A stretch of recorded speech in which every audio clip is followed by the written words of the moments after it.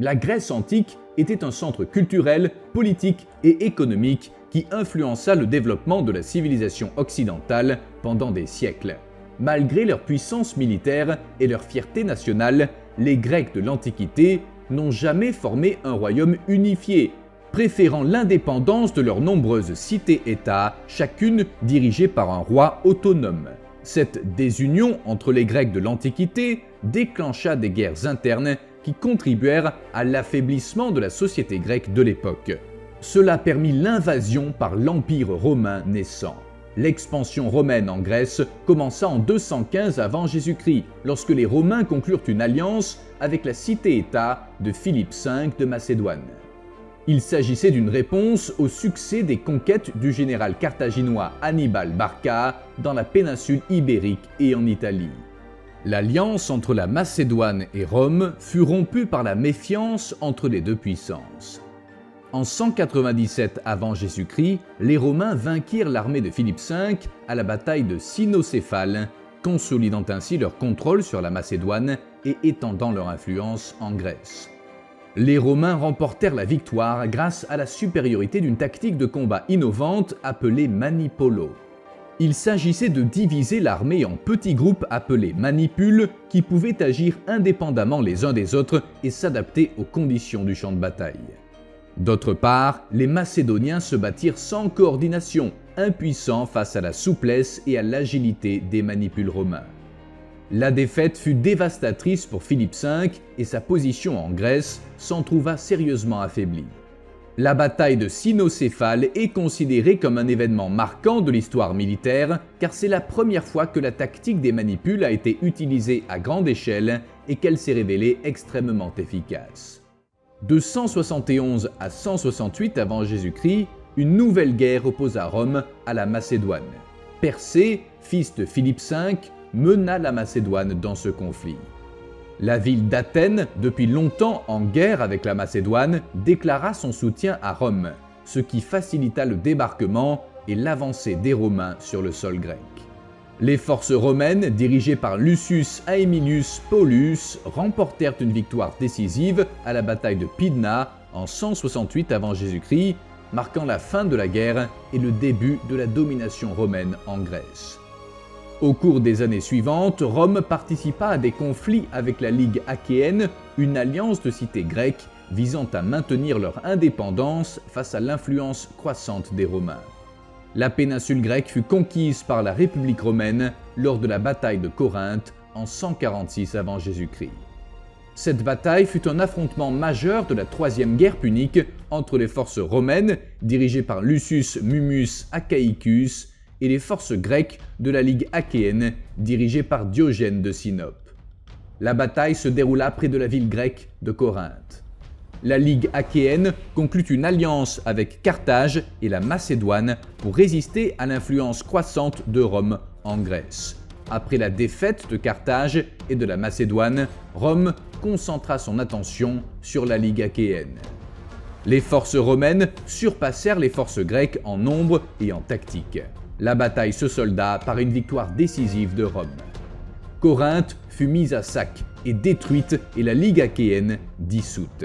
La victoire de Rome à la bataille de Corinthe marqua la fin de l'indépendance grecque et consolida le contrôle romain sur la région. Cette bataille marqua également la fin de la Troisième Guerre punique et la fin de la rivalité entre Rome et Carthage. La ville fut rasée lors d'une campagne précédente menée par le politicien et général romain Scipion Aemilianus. La victoire de Rome à Corinthe consolida sa position de puissance dominante en Méditerranée et fit de la République romaine l'une des plus grandes puissances militaires de l'Antiquité. La conquête romaine de la Grèce eut un impact significatif sur la région. Rome définit un nouvel ordre politique et économique, unifiant la Grèce sous un système administratif unique. Rome apporta également sa culture et sa religion à la Grèce, mêlant les traditions grecques et romaines au point d'influencer la culture européenne pendant des siècles. Rome introduisit sa technologie en Grèce avec de nouvelles formes de construction, d'agriculture et d'administration. La Grèce devint également par la suite un centre du christianisme, de nombreuses villes grecques devenant les épicentres du christianisme naissant. Mais la conquête de la Grèce par les Romains ne fut pas bien accueillie par tous les Grecs. Certains virent Rome comme une puissance étrangère envahissante et s'indignèrent de la perte de leur indépendance. Cela déclencha des révoltes contre le pouvoir romain. L'une des révoltes les plus importantes fut menée par Aratus de Sicyon. Aratus avait dirigé la Ligue achéenne pendant la guerre contre Sparte et était un leader important en Grèce. Mais il fut finalement capturé par les Romains en 146 avant Jésus-Christ et mourut en prison à Rome. Un autre dirigeant grec qui résista à la domination romaine fut Andronicus, un grec qui prétendait être le dernier descendant de la dynastie macédonienne d'Antigonus. Andronicus dirigea une révolte contre la domination romaine en 133 avant Jésus-Christ, mais fut rapidement vaincu. Néanmoins, ce soulèvement incita d'autres Grecs à résister à la domination romaine. L'occupation romaine définitive du monde grec fut établie après la bataille d'Actium en 31 avant Jésus-Christ entre les forces de Marc-Antoine et Cléopâtre, alliés de l'Égypte, et les forces d'Octave.